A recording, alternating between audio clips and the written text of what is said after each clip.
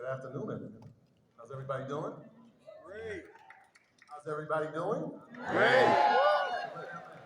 But before we get started, I want to welcome you to the Economic Opportunity Tour. This is stop number one. And what better place to do it here in Atlanta, Georgia? That's right. City of Opportunity. We want to acknowledge a few people before we get started. Senator John Ossoff. Senator Raphael Warnock. Representative Steve Horsford, who is the chair of the Congressional Black Caucus, and is celebrating a birthday with us today. Happy birthday. And Vincent Evans. Representative Nikema Williams. And the leaders of the Black Economic Alliance who have helped partner to make sure that this tour runs smoothly. So congratulations, thank you guys for being here today. Yes. You know, we do events all the time, but this is a little bit more different. I would say that, different dress code. They're not as enthusiastic for our presence. They're warming up. It's more presidential, for sure. Well, first and foremost, thank you for inviting us to have this conversation. It is something that we are definitely looking forward to, for sure. So my first question is, how are you and the president building an economy that provides an opportunity for all? So let me start by thanking Donald Boone for that introduction and being here. He is one of the almost 50 entrepreneurs that I invited to my office at the White House last summer to talk about their work. And so I could listen to them and learn what we needed to do to get the word out about what we are doing.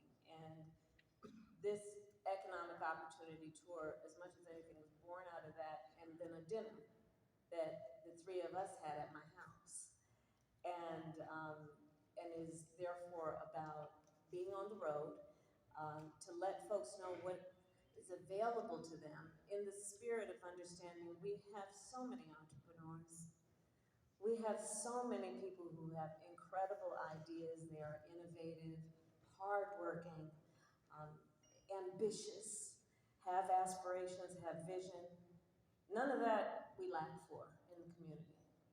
But for most folks, we lack access to the resources that will feed those ambitions and those aspirations. I chose Atlanta to be the kickoff for this economic opportunity tour for many reasons that include one of the leaders who is among us, and I would ask us to rise and applaud him, and that is Ambassador Andy Young. And has always talked about his vision, his shared vision with Dr. King, about the vision for America that included a vision that was about fighting for civil rights and understanding that to achieve true equality, we have to also have an economic agenda. And that agenda must include speaking to people's ambitions. That yes, everybody wants a job, and President Joe Biden and I are very proud that in our administration we have brought Black unemployment down to historic lows. But that's a baseline. We also are focused on something Ambassador Young has talked so much about, which is creating opportunity for people to build wealth and to thereby not only strengthen their family, Donald Boone talked about that, but strengthen the economy of the community as a whole, and everybody in society benefits. So that's why I'm here. And to talk about what we have done, whether it be an extension of the work I did in the United States Senate to get $12 billion more into community banks, or the work that we have done, and you heard the panel earlier today, that is about uplifting our capacity through the Treasury Department. I want to thank Secretary Yellen in her absence for what she has done to be a partner to me around focusing on a number of issues that are about access to capital, but with a focus also on minority-owned businesses. And then what we did to create the Economic Opportunity Coalition, which is, Bank of America, Wells Fargo Bank, Google, and getting private equity to invest in community banks, some of the local community banks being represented here, to increase access to capital so that our entrepreneurs in the community have a place to go where it's the people who are doing the lending know the community, know the capacity of the community, know the mores of the community, and can provide not only capital, but the knowledge that so many need to understand how to run a business. You have a great idea, but you don't necessarily know how to run a payroll.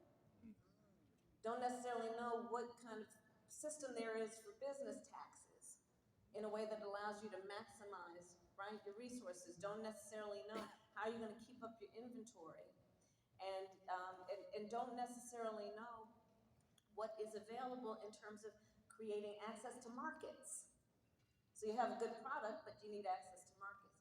So the work that we have been doing over the last 3 years has been focused on all of these areas, and also understanding the context in which we exist, which is the longstanding disparities, and understanding that in spite of those who in certain parts of our country want to attack DEI, we understand that you can't truly invest in the strength of our nation if you don't pay attention to diversity, equity, and inclusion.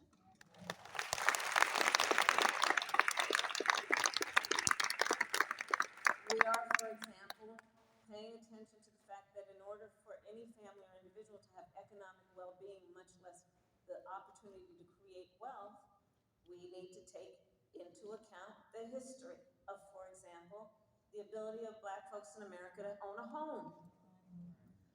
Let's go far back enough, we can go even further, but let's go far back enough to remember the GI Bill.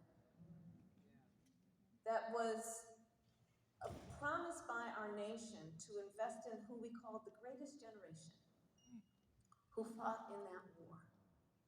And so there was a policy that said, let us reward them for fighting for our nation and all that we hold sacred, and give them access to loans for home ownership. And the reality, however, of a well-intentioned plan is that it was not well-intentioned in the way it was implemented for a lot of people. In that, Black veterans did not receive in equal measure those loans. And so whereas a whole population of people had public policy that was about federal investment on lifting people up, certain folks, and Black folks in particular, veterans, did not receive the benefit. So now look at the disparity that's created even by that. We look at the history of redlining. We look at the history of segregation. We remember what happened, I know we're going to talk about these urban plans, and what that did to cut freeways across communities and limit their access to commerce. We look at what we've been dealing with as an administration around bias in home appraisals, even to this day, where it is well documented that when a Black family in certain places is trying to get an appraisal for their home, be it to get a second loan or to sell it, they're appraised at a lower value than a similar situated white family. And so these are some of the areas that we are focused on through our economic policies. We've been dealing with student loan debt. Understanding that, Black students are much more likely to take out a Pell Grant. We've seen an increase in tuition over the years, but the increase in Pell Grants has not been commensurate with that. We're working on that a bit. But student loan debt and the forgiveness of that as a way to allow people to have more assets that they can then put into buying a home or building a business. So these are some of the examples of what we've been doing. We've been focused on medical debt. Let me just add that. Medical debt can be one of the fastest ways that somebody can go bankrupt. And often that medical debt is accrued because of some medical emergency that someone or someone in their family has experienced that they didn't have the savings or the anticipation for. And we have now put in place a rule that is in the process of being implemented where we have required that medical debt cannot be a part of your credit score.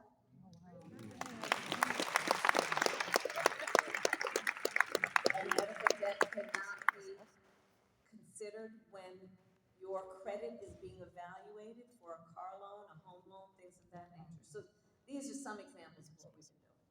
I want to stay with that theme of access because it's a real issue.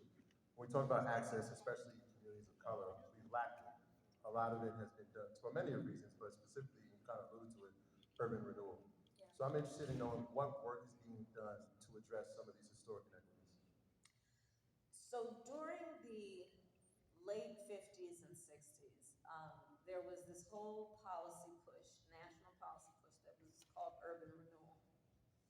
But what it ended up doing was, and it was supposed to be about making life easier for people that live in the areas where it happened. But essentially it was about a policy that was directed in making it, many people will say, easier for folks who had wealth and means to move to the suburbs and still have access to downtown. I'm oversimplifying it, but that's essentially it.